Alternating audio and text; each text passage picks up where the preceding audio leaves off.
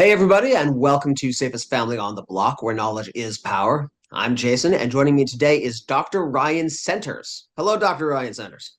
Hey, how you doing? Thanks, Jason. I'm really good, much better now that I'm finally getting to talk to you. We've been flirting about having a conversation since early summer, Yeah, I know, right? and it's a busy time, and that's what you're on about today. And I could sing your praises and tell your bio, but you know it better than I do. So could you take a minute and tell folks who you are, what you do, and why you're awesome? Okay, well, cool. Yeah, so married to my wife Sarah, 17 years. We have 11 kids, so that's kind of a freak show status. But awesome. We have two biological kids, nine adopted kids, ages from 2 to 26. And I'm a psychologist by training, and I'm a business owner and have a foster care and social service agency here in Phoenix. So that's how I invest my life. And we have a restaurant in town that we employ kids in the foster care system. So that's my life. Yeah. Very cool. And we got connected because you have some solutions and systems for back to school season, which if you got a family with 11 kids in it, if you don't have that locked down like a Marine drill sergeant, it's going to be just a cluster. It is absolutely. And I thought that some of those systems that you've developed and can share are things that Yeah. we can put to families can put together for back to school season, but also family vacations, also holiday time, any of Yes. those things. So tell us a little bit about that. Yeah, I think I really developed like a systems and processes because I'm not necessarily a process guy, and it was a pain point in our family with all of the kids and like anyone who has a large family or just any parents in particular. There's like little pain points in your family that are hyper stressful. So for us, it's in the morning getting the kids off to school. Things are just chaotic and trying to get lunches and what does that look like and is the homework done and all of this, and it becomes such a stress and it can throw off, especially for my wife, just throw off for her day. Same thing for after school. There's like the bewitching hour before dinner. That tends to be a very stressful time. And as a business owner, like I would look at my business and be like, all right, we have figured out some processes to help our company not be chaotic, but I never brought it to my family. And I was like, so how can I bring this into my family and the systems that we have here? So we've kind of set up our last name is Center. So Center's operating procedures, which sounds really ridiculous. But my whole focus was to try to bring calm to from chaos. Like if I can bring down the chaos and have peace in my home, that's the goal, right? You should enjoy being at home. You should enjoy being with your kids. Um, and not every moment is just like you want to pull out your hair. And especially with like we have nine kids at home now, like that's easy in moments that you can have like you just want to, yeah, just get out a whiskey and numb out. And as a Yeah. dad, you can't do that. You need to be Yeah. involved to be present. So yeah, that was the kind of our pain point that got us there. Hmm. And a couple of different processes that we have done is one is with nine kids at home, we need to like it comes as simple as like, all right, a chore system. So they do chores in the morning and in the afternoon. And we have a rotation system. We kind of used to try switching it up every day, and that was very confusing and who does what, and then hearing them complain about something. So we ended up setting up a clear chore list, and there's 8 different chores. And what was important for kids ages like 3 to especially 7, we had to like spell it out exactly what our expectation is. So for us, the centers, we want to say, hey, what does this mean if you're outdoor your backyard and chickens? What does Hmm. that mean? Like, okay, you got to get the eggs. You got to make sure that they have clean water. You got to make sure the pool toys are cleaned up and don't leave your crap outside and all like this is your zone. And it took kind of weeks to get that through. And we almost nerded out after a while. They like had to write out the expectations for every single thing. Like a job description. Yeah, Yeah. totally. Yeah, And like yes. the morning job descriptions is like, hey, here is your process that you got to do. Hmm. Before you can like they would wake up and just want to like take their sweet time, and then magically they got no time to do a chore. Their mom's doing all of the um doing all the lunches, and no one Yeah. else is helping. And like, and then or mom's doing everything, and they forgot their lunch. I'm like, no, we're not doing this anymore, you know? Yeah. So it's like, this is what you pack your lunch. These are the items that you have to have. I mean, Mm. spelt out like that, and it takes a lot more work up front, but it has like, hey, go check the SOPs, go check the whiteboard, and Mhm. what do you got to do? And then because what we know is that clear expectations gives like peace within the Yeah. home, and it helps the kids to know what the heck they're responsible for, and they end up thriving with that. Kids need structure just like we all do. And there's also that dopamine hit we all get from checking off a check mark on a to-do list, whether you do it 100%. physically or mentally. It's Yeah, it feels yeah, good. it does. And like, and those reinforcements, like, hey, my kids get an hour of Yeah. technology in the afternoon. Mhm. So if like the checklist is done, like you Yeah. have done your homework, your chore is done, your room is cleaned up, that you know that you haven't gotten in trouble at school, then you can earn you're not given this, you can earn it by doing these things. Yeah. That's fabulous. And it sounds, one of my little side hobbies personally is finding good parenting advice books that aren't themselves parenting advice books. Okay. And so this sounds very, Michael Gerber E-Myth checklist Yeah, manifesto. And both totally. of those really, to apply those to family can make a Yeah. lot of peace of mind. Yeah, so like in that E-Myth book, his biggest Yeah. quote on that is like his kind of his gold standard is like, you need to be, as a business owner, you need to be working on your business, not in your Yeah. business, right? Like when you says working in your business, like, all right, I'm the one that's doing the sales, I'm the one that's making the widget, and then Yeah. you look up and you're like, things are going all around you. As Yeah. the business owner, and you're called to steward your business, you got to step back and like, all right, how am I going to make this business more efficient? Like, what's a Yeah. process that's broken? And I almost like took that same principle. Is like my family is like a little, I mean, not it's not a business, but it's like, hey, we're all a team that we're all Yeah. working together, and like these are the chaotic points of our life, and I got one life to live, and I'm not going to just have chaos all the time. Yeah. So how do I create those moments that can help release that tension for Yeah. us? And there's a point there that I think is important to address, which is there's this misconception some people have about applying structure, that it reduces the amount of joy, reduces the amount of creativity, but people who have tried it is simply not true. By creating that structure and relieving that stress, when the checklist is done, when lunch has gone well, there's more room for joy and creativity, not less. Yeah, that's 100% in my experience. That's 100% true because it's like, and in anything in life, like, because your brain is, if you don't know what's coming, your Mm, brain space is taking up with, you're anticipating what could be next, or you're yeah, filling it up with what ifs and I wonder and anxiety. And for kids especially, they need like systems and structure, because then it allows that part of the brain to be creative, and they have play, and they're able to kind of engage, and they know what the boundaries in life are, because yeah, life has boundaries, like there are rules and laws, and you got to be able to function at school and work. And if you don't do these things in a job, guess what? You're not going to get paid. So yeah.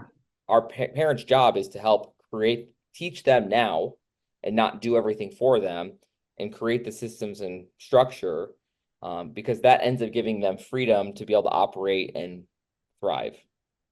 Absolutely. It's a lot. I think some people have experienced this with a financial budget, where before that they take on that financial budget, they're worried that they're going to feel like they're broke and constrained all the time. And sure, they go out for dinner that one more time and they order that book on Amazon, but there's always this constant little source of stress and guilt about that. Or under a Yeah, budget, if you know you got 200 bucks you can spend on whatever you want, yeah, then you're no longer worried and you feel like you have more money, oddly.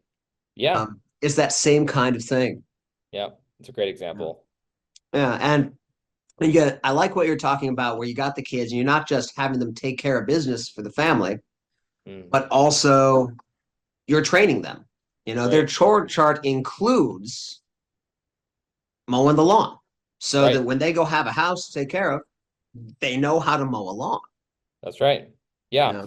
And a lot of it is like for the structure to work, you have to Mhm. have the training process. Yeah. So we have to do like I have to mow the lawn. Mhm. And then they for the last 5 minutes they help me. Yeah. And I do that over and over again. It's like I do, like at work, we're training up our staff. It's I do, we do, you do. Yeah. And same thing at home. Hey, son, I do this. I'm gonna mow. Then you're gonna help me. We do it. And then guess what? You've done enough, then you do. Yeah. Like every Sunday, one of my favorite examples right now is we always do Sunday breakfast. And Mhm. I would make breakfast for all my kids. I got 9 kids. They're all like want to be helpful and it's just freaking chaotic and but it's great. And about a month and a half ago, I said, all right, I've been showing you how to make pancakes and waffles and make the bacon, doing this with me. Dad is done training. It's your Yeah. turn. So I sit Yeah. down the kids and I says, hey, every Sunday, this is on you. Mhm. Little kids were in charge. Their roles is going to be they make they set the table. My oldest son makes fried eggs. They make up pancakes and other things. And now Mhm. every single week, my wife and I actually get to enjoy our Sunday morning, Mhm. get to have some coffee together, and the kids are jazzed up. And every week Yeah. now they're thinking of new creative ways to level up Mhm. the meal, and they bring it all out. And everyone has a role. Yeah. And they sometimes they try to make these waffles with s'more mix, and it was creative. But guess what? And they Yeah. got creative and good, and I ate it. And but then this week, wait a minute, they had like some berry sauce with it, and Yeah. it's super calm in the kitchen now Mhm. because they've been doing it over and over again. And I've trained them up, and guess what? They enjoy it. They're learning. They're learning an important skill, and they're knowing that they can contribute to a family, and they're Yeah. part of this team together. And they're proud of that. That like I'm sure they take immense pride in watching you eat this meal that they created for you. Yep, And yep, then as they get older, like your oldest ones are now young adults, they're beginning to date. yeah. Knowing how to cook a good meal, knowing how to fix a good breakfast is Is a bonus. definitely in the pro column when people are considering whether or not to take you on as a life partner. That's right. That's absolutely true. Yeah. Now, we had talked we talked originally about specifically the back to school season. I was curious, do you have some specific tips and tricks that you use because that is a messy time. Mm. Yeah, like when you're saying back to school tips, like how to keep it structured and things like that. Like any of the things that you use during that back to school time, like when you're coming Yeah, in, I imagine you start early yeah, and yeah. The key is yeah. like for us, especially we just recently adopted a sibling group of 5 kids who this is their second school year with us. So at least they've had one season under their belt. Mhm. But the first thing is to prep early. Like one is like we are starting to go to bed earlier and preparing the routine ahead of time. You can't just expect it to just happen without preparation. Yeah. So we're always making sure we're prepping early. And then we're also sitting everyone down. We have like a family at like a team meeting, like a family meeting, about the calendar and about things that we notice are really going well. And hey, you're showing us Center's core value, and we're giving you like a ton of praise. And during that meeting, we're saying, hey, all right, school's coming up. This is what to expect. And these are the things. So when it's prepping kids ahead of time and you're pre-teaching that child. So that's one really important thing. Other stuff is like we have very clear, like um, this year we used to do like let the kids get lunch at school, but now it's very focused on like, hey, you got to pack your own lunch. So we have this is kind of the same, not same items, but I mean, hey, you got a sandwich, you get a fruit, a couple of snacks, and that's what is good to go. Mhm. So it's like a set schedule that they kind of do for that. So, I mean, there's little things that we do, and like before they can do any technology or before they go play a sport, they have to make sure that their homework is done and they have to check this off on the list. and they get a lot of like reinforcements from that. So uh, none of it's mat is like is profound, but what it is it's very predictable. Like I think a lot of times parents were just going through the motions and trying to survive. But Mm. if I can pull myself out for just a moment and say like, what the heck is going on? Why is this so chaotic? And Yeah. what are little things that I can do to plan in advance? It ends up like kids love it, and then your whole family runs much smoother. Yeah. And it's very much kind of reminds me of, you've owned businesses. I've owned and run businesses, run teams. Most of our viewers have at one time or another. You get to that point where there's a task that you could delegate, Hmm. but you're intimidated by the extra time it will take to effectively delegate it. And so Mm, you're kind of stuck there. But if you just kind of power through for 2 weeks to get your kid to know how to, yeah. whatever the thing is, Yeah. my, You I've been have to very like put in happy. that energy. You have to like put in Yeah. it's like the grind of the upfront, but Yeah. it ends up bringing like so much peace on the other side. Yeah. I've watched so many of my staff get burnt out because they just keep doing it. Oh, it's just faster for me to do it anyways. But if you keep doing the same thing for 6 months, if you compare it just teaching it, and I think you have to come to the expectation that your staff will never do it as well as you, or in your head. They may do Yeah. it different than you. They may actually do it better, but it will be different. Yeah. Same thing for your kids. You have to have a clear expectation, but you almost have to adjust your expectations of what Yeah. it is. It's not gonna be may not be exactly how you want to do it, but if you're training them, you have to release that over because guess what? I'm drinking coffee in the morning with my wife, and Mm. yes, maybe the bacon is not as fully cooked as I would like it, but guess Yeah. what? It's still really good. Yeah. Yeah. And this applies very much to family safety as well, I think. There are tasks that we can delegate. I mean, if a bad guy kicks in the door, there's one person whose job it is to engage with that. Mm, But for example, I have had a really bad habit of texting and driving or what have you. mhm. So I delegated keeping me on the straight and narrow to my kids. Yeah. If they catch me, they get to pick the music for the rest of the ride, which Mm. is a serious punishment for me. That is 100% true. Right?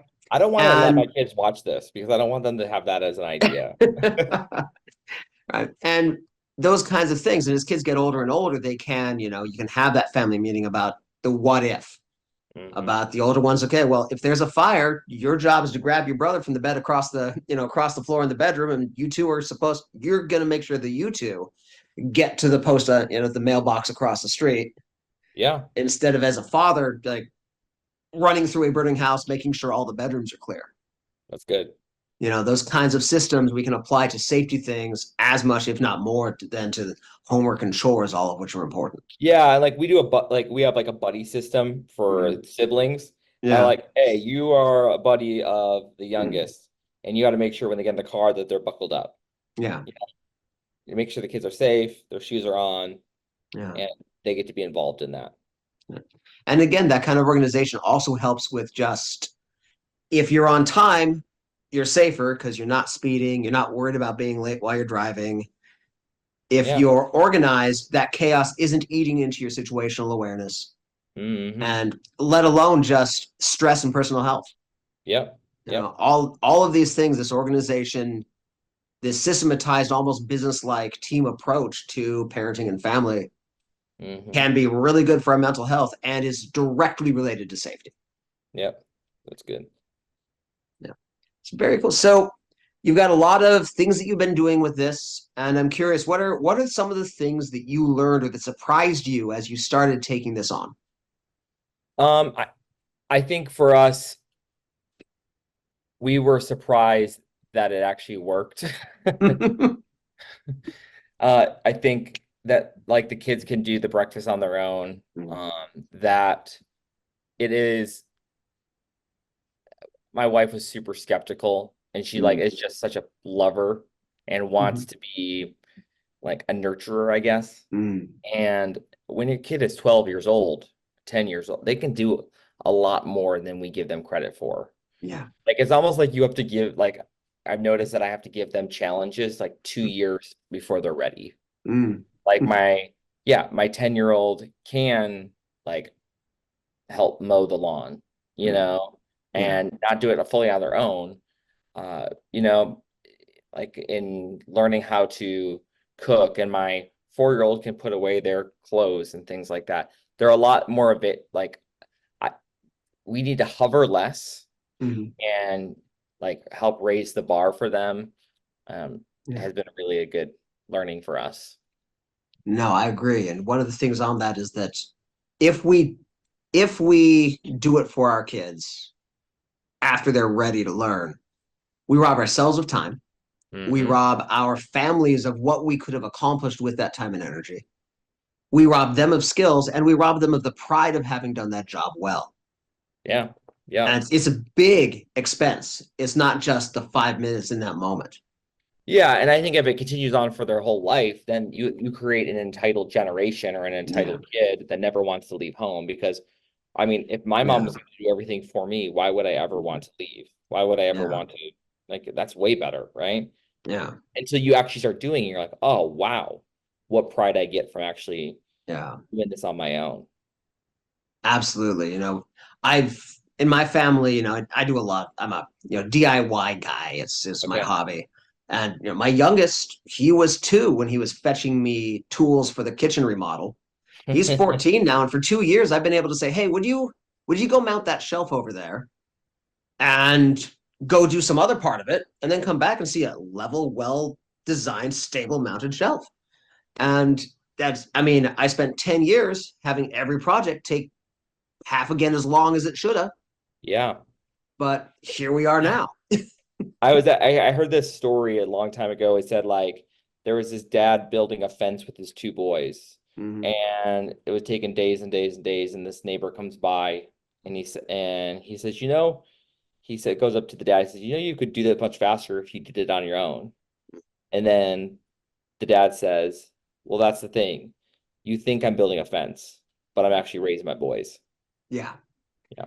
that's a really good way of putting it. It applies to all of these things. It Yes. may appear that you're just making morning school days not a nightmare, Yeah. but you're raising effective kids, Yes. Yes. and You're that's a learning huge that you benefit. can follow through with the Mhm. system, that you can be Yeah. productive, that you can be independent, Mhm. that you're not, yeah, these are Yeah.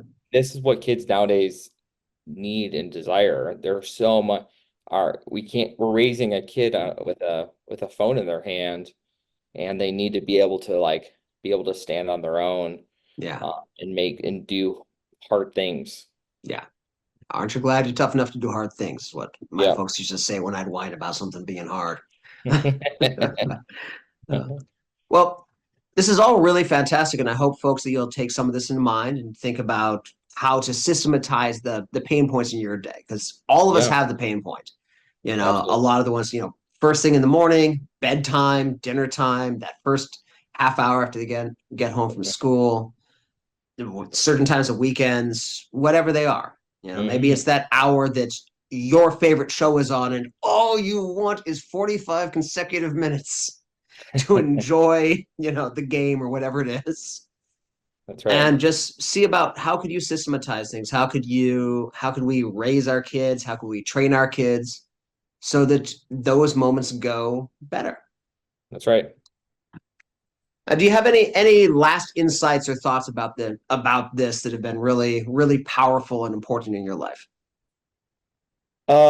Yeah, probably like uh understanding the why I'm doing it. Mm, That sometimes it's um like there's a whole thing in business like slow is smooth and then smooth is fast. Like when you're yeah, going sometimes moving slower with your kids, and that means like teaching them the process is slower. yeah, Guess what? It creates smoothness within your family, and then that means that you can do the next thing as your family together. yeah, And that has been so true. And honestly, it's worth it. It's worth yeah, it. And like people ask, oh, how do you have that many kids? Well, you got to be really organized and like come see how we do a breakfast. And it didn't happen overnight, but it happened step by step and just trying to get out of the chaos because no one wants to live like that. I sure as heck do not. Absolutely. That's a really, really powerful insight. And I want to thank you so much for coming on today. But before I Yeah. let you go, where can people find you if they want to know more about what you offer and what kind of offerings do you have right now? Yeah, I mean, I have a podcast, and my wife and I are foster adopted parents as well. So we are doing our fall series is all on parenthood Mm, and parenting, raising kids, having intentional families. So you can find that on my podcast called Unleash Your Purpose, and then mm, you can just look me up on Instagram and a website. Just look up my name, ryancenters.com. outstanding. So, folks, Cool. keep an eye out for that there. Thank you so much for coming on today, Doctor. And thank you, everybody, for watching. And stay safe. We'll see you next time.